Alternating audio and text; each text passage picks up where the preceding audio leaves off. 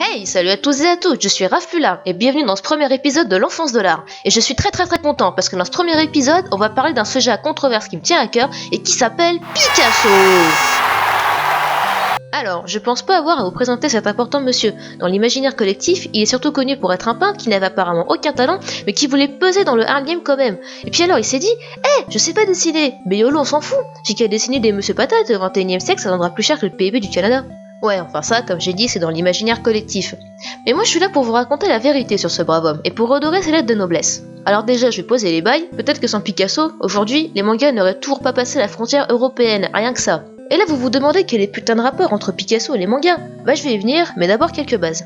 Le père de Picasso, José Ruiz y Blasco, était lui-même peintre avant son fils, et même plus que ça, il était professeur de peinture. Il a baigné son fils dans l'art dès le plus jeune âge, et d'après une anecdote racontée par une de mes profs à la fac, quand il avait 16 ans, Picasso mettait déjà son père en PLS tellement il était doué. Oui, le mec sans talent qui peint tout le monde en Monsieur Patate, il faisait déjà l'ombre à son propre père quand il avait 16 ans. Et si vous ne croyez pas, voici la Grande Communion, un tableau que Picasso a peint quand il avait à peu près 14 ans. Sachant que son père se spécialisait dans la peinture de pigeons et de colombes, ça fait un sacré choc. Je dirais même qu'en tant qu'artiste, on remet son talent en question là. Mais ça s'arrête pas là. On considère que Picasso n'a commencé le cubisme qu'en 1906 avec sa fameuse œuvre Les Demoiselles d'Avignon. Bah avant ça, il a bien fait d'autres trucs.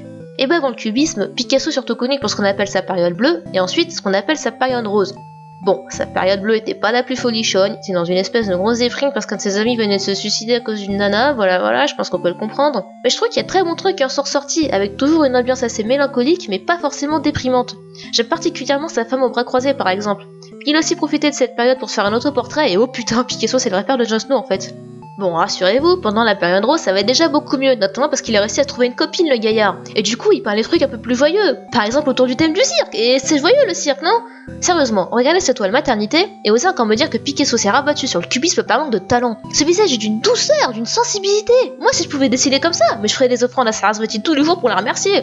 Bon, alors, on a vu que Picasso, oui, il sait dessiner, oui, il sait peindre, oui, il sait retranscrire des émotions dans ses œuvres.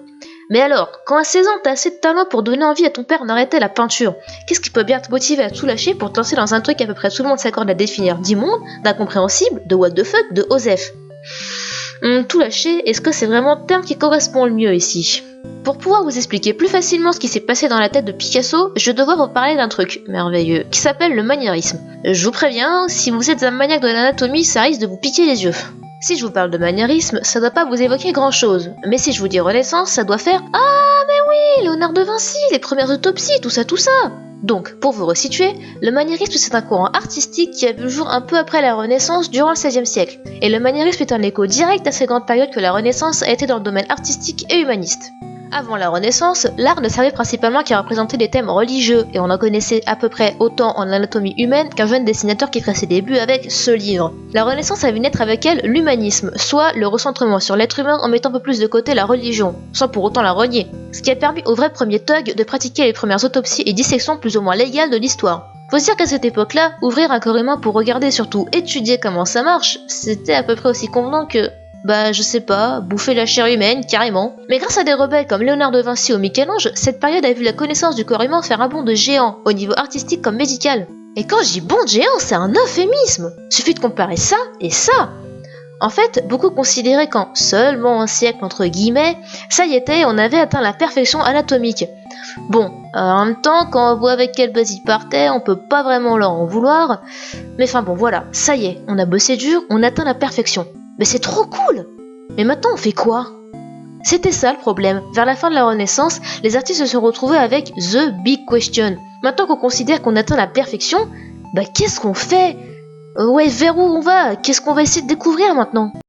Bon, les gars, on a un souci là. On a tout donné, on a tout défoncé. Entre moi qui ai magnifié le Sumato, l'autre qui a fait la chapelle Sixtine, la transfiguration de Raph et lui ses sculptures là, on est dans le caca. On fait quoi là? C'est quoi la suite? C'est vrai que nous ce serait pas mal qu'on pense à la suite, mais par contre Michel-Ange, je veux pas dire, mais je crois qu'il faut qu'on reparle de ton anatomie féminine et tes poitrines balles de tennis. Peut-être pas encore tout à fait rangé au même niveau que nous. Ferme là. Tu sais, elle a peut-être pas tort, mais sérieux les gars. Oh, je sais! On fait un truc de ouf! Le maniérisme! Si on prend toutes les règles de cohérence et de couleur et de composition, les règles d'anatomie et on dit fuck! On fait ce qu'on veut et on essaie de créer un sentiment artistique complètement inédit! Hein? et paf, ça fait le maniérisme. Bon, même si j'ai fait donner à raffoler une définition un peu caricaturale du courant, dans l'idée, ça reste plus ou moins ça. Le but, c'était d'apprendre les règles artistiques durement acquises par les maîtres pour pouvoir mieux se les approprier et les contourner pour que chaque artiste puisse atteindre non pas la perfection, mais sa perfection. Et c'est comme ça qu'on a pu se retrouver avec, par exemple, des corps humains adultes faisant 8 fois la taille de la tête au lieu de seulement 7, ce qui est censé être la norme, ou encore des couleurs si particulières et des compositions si intéressante, mais on s'en foutait. Le but c'était pas d'être parfait, parce que la perfection, ça, on considérait que c'était acquis, et accessible par l'apprentissage sérieux et régulier, ce qui est le cas en soi. Le but c'était d'essayer des trucs nouveaux, et de voir s'ils pouvaient en ressortir.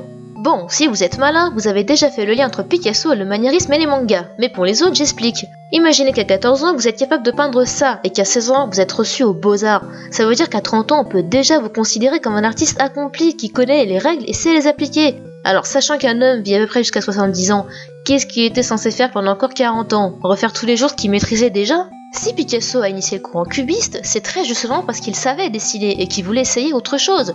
Alors il s'est intéressé à la base même du dessin, les formes dans leur état le plus primaire, carré, triangle, rond et trapèze par exemple. Alors pour ceux qui n'en savent rien, il y a extrêmement peu d'artistes et de dessinateurs, pour pas dire aucun, qui commencent directement leur dessin par ce qu'on pourrait appeler la forme de contour. On commence par composer avec des formes simples, qu'on assemble jusqu'à ce que ça commence à ressembler à un truc. Et c'est cet état embryonnaire du dessin qui a, je pense, inspiré et intéressé Picasso pour le cubisme. Est-ce qu'on peut créer avec le strict minimum? Est-ce qu'on peut faire ressortir quelque chose à quelqu'un avec ça? Il y a cette étude de différentes façons de représenter un taureau, étude de Picasso, qui je trouve très représentative de sa démarche à ce moment-là. Il n'y a pas une seule façon de dessiner un taureau, il y en a 1 milliard, alors allons toutes les capturer! Picasso, le cubisme et les différents courants artistiques de l'époque moderne, influencés pour la plupart par l'art abstrait et la découverte de l'art japonais, ont permis un éclatement et une redécouverte des styles et des registres. Et c'était une étape nécessaire pour en arriver au niveau d'acceptation dont fait preuve aujourd'hui à l'encontre des multiples façons de dessiner qu'on peut rencontrer, de la plus minimaliste à la plus complexe. En conclusion, je dirais que vous n'êtes pas pour autant obligé d'adhérer au ou d'aimer le cubisme, parce que de toute façon, je suis le premier à pas du tout être touché par ce style. Par contre, la prochaine fois que vous entendrez un sombre inculte dire que Picasso savait pas dessiner ou qu'il a laissé son chat peindre à sa place pour faire de la tude, racontez-lui au moins l'anecdote de son père. Sans dire que c'est grâce à Picasso qu'on a ouvert notre champ des possibles, il faut reconnaître qu'il était un acteur majeur de la diversification des styles. Et je pense que rien que pour ça, on peut au moins essayer de faire en sorte que l'opinion publique traite sa mémoire avec un peu plus de respect.